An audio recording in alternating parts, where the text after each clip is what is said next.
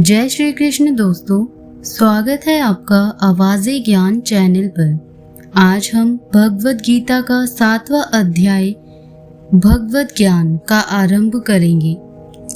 इस अध्याय को ज्ञान विज्ञान योग के नाम से भी जाना जाता है। इस अध्याय में भगवान श्री कृष्ण ने अर्जुन को सच्चे ज्ञान और विज्ञान का उपदेश दिया है। इस अध्याय में भगवान कहते हैं कि जो व्यक्ति अनन्य भाव से उनकी शरण में आता है वही वास्तव में उन्हें जान सकता है। यहाँ ज्ञान का अर्थ भगवान के स्वरूप को जानना और विज्ञान का अर्थ है उस ज्ञान का प्रत्यक्ष अनुभव करना।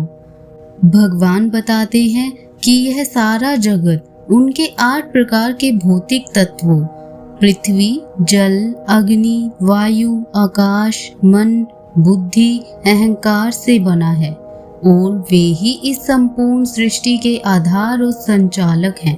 वे यह भी कहते हैं कि जो लोग भक्ति में स्थिर हैं वही उन्हें पूर्ण रूप से जान पाते हैं। तो आइए हम सभी श्रद्धा और भक्ति के साथ गीता के दिव्य शब्द सुनते हैं। अध्याय 7 भगवत ज्ञान। श्री कृष्ण भगवान बोले, हे पार्थ, मुझ में मन लगा करके मेरे ही आश्रय होकर योगाभ्यास करते हुए मेरे स्वरूप का संशय रहित पूर्ण ज्ञान होगा। सो सुनो, वह पूर्ण ज्ञान मैं तुम्हें सुनाता हूँ जिसके जानने से तुमको इस लोक में और कुछ जानना शेष ना रहेगा। सहस्त्रों मनुष्यों में से कोई एक सिद्धि प्राप्ति के लिए यत्न करता है। उन यत्न करने वाले सिद्धों में से भी कोई ही मुझे ठीक जान पाता है। पृथ्वी, जल, अग्नि, वायु, आकाश, मन, बुद्धि और अहंकार, यह 8 प्रकार की मेरी प्रकृति है। इस प्रकृति को जड़ कहते हैं और हे महाबाहु, इससे दूसरी प्रकृति चेतन है जिसने संपूर्ण जगत धारण किया है। इन्हीं दोनों प्रकृतियों से सब प्राणी मात्र उत्पन्न होते हैं। ऐसा जानो, यह प्रकृतियां हमसे ही उत्पन्न हुई हैं। इस प्रकार जगत की उत्पत्ति और प्रलय का कारण मैं ही हूँ। हे धनंजय, धागों में जिस प्रकार मणि पिरोई जाती है उसी भांति यह संसार मुझ में ही गुथा हुआ है। मुझसे परे और कुछ भी नहीं है। हे कुंती पुत्र, जल में रस में मैं ही हूँ। चंद्रमा और सूर्य में प्रभा मैं ही हूँ। सब वेदों में प्रणव मैं ही हूँ। आकाश में शब्द और पुरुषों में पुरुष मैं ही हूँ। हे अर्जुन, पृथ्वी में जो सुगंध है तथा अग्नि में तेज मैं ही हूँ। हे पार्थ, संपूर्ण प्राणियों में सनातन बीज रूप मुझको ही जानना। बुद्धिमानों में बुद्धि रूप और तेजस्वियों में तेज मैं ही हूँ। हे अर्जुन, काम और रोग रहित बलवान पुरुषों में बल और पुरुषों में धर्म के विरुद्ध न जानने वाला कर्म मैं ही हूँ। जितने सात्विक, राजस, तामस पदार्थ हैं वे सब मुझसे ही उत्पन्न हुए हैं, परंतु उनमें मैं नहीं रहता हूँ। ये सब मुझ में है। सत्य, रज, तम, ये तीनों गुणों के प्रभाव से यह सारा संसार मोहित रहता है। इस कारण यह इससे परे मुझ अव्यय परमात्मा को नहीं जानता। मेरी यह गुणमयी और दिव्य माया अत्यंत दुष्कर है।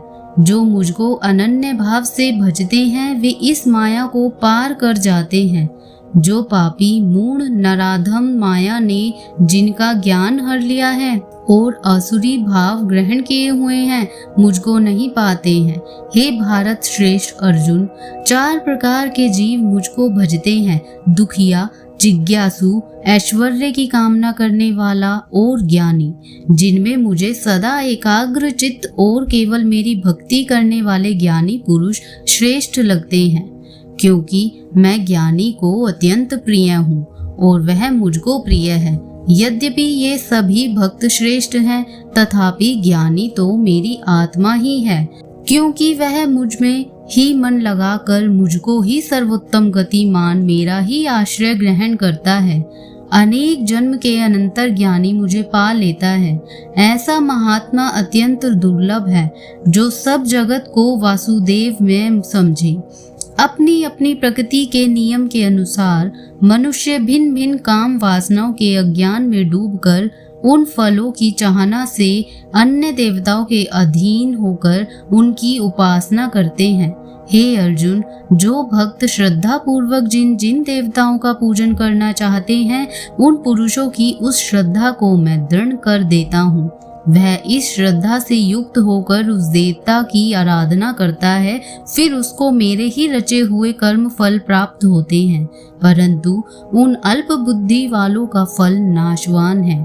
देवताओं के आराधना करने वाले देवताओं को मिलते हैं और भक्त जन मुझ में मिल जाते हैं।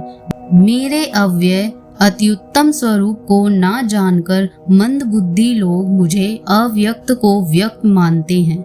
मैं योग माया से आच्छादित होने के कारण सबको नहीं दिखता हूँ। उसी से मूढ़ लोग अनादि तथा अविनाशी मुझको नहीं जानते।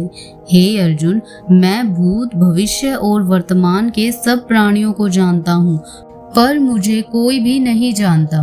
हे भारत, हे परंतप, इच्छा और द्वेष से उत्पन्न होने वाले सुख दुख आदि द्वंद्वों के मोह से जगत के सभी प्राणी भ्रम में फंस जाते हैं। जिन पुण्य आत्माओं के पाप नष्ट हो गए हैं, वह पुरुष द्वंद्व के मोह से छूटकर दृढ़ निश्चय करके मेरी भक्ति करते हैं। जो मेरा आश्रय लेकर जन्म मरण के दुख दूर करने के अर्थ प्रयत्न करते हैं, वे पुरुष ब्रह्मा, आत्मज्ञान और संपूर्ण ज्ञान को जानते हैं। जो अधिभूत, अधिदेव और अधियज्ञ इन सब में व्यापक मुझे जान पाते हैं, वे समाधिष्ट पुरुष मरण काल में मुझको जानते हैं। तो दोस्तों, इस अध्याय का निष्कर्ष यह है कि भगवान श्री कृष्ण ही समस्त सृष्टि के मूल कारण, पालन करता और संहार करता है। वे ही दृश्य और अदृश्य सभी शक्तियों के अधिष्ठाता हैं। मनुष्य जब भगवान की महिमा को समझकर भक्ति और श्रद्धा के साथ उनकी शरण लेता है, तभी वह उन्हें वास्तव में जान पाता है। जो लोग केवल सांसारिक इच्छाओं से प्रेरित होकर पूजा करते हैं, वे सीमित फल पाते हैं, परंतु जो एक निष्ठ भक्ति करते हैं, वे परम ज्ञान और मुक्ति प्राप्त करते हैं। अर्थात इस अध्याय का संदेश यह है कि सच्चा ज्ञान तभी पूर्ण होता है जब वह भक्ति और अनुभव से जुड़ा हो। भगवान को केवल हृदय से समर्पण और प्रेम के द्वारा जाना जा सकता है। इसी के साथ 7वें अध्याय का समापन होता है। अगली वीडियो में हम अध्याय 8 भगवत प्राप्ति पर चर्चा करेंगे। आपके सहयोग से यह दिव्य संदेश अधिक से अधिक लोगों तक पहुंचे, इसके लिए चैनल को सब्सक्राइब करें व वीडियो को लाइक और शेयर करना ना भूलें। जय श्री कृष्ण।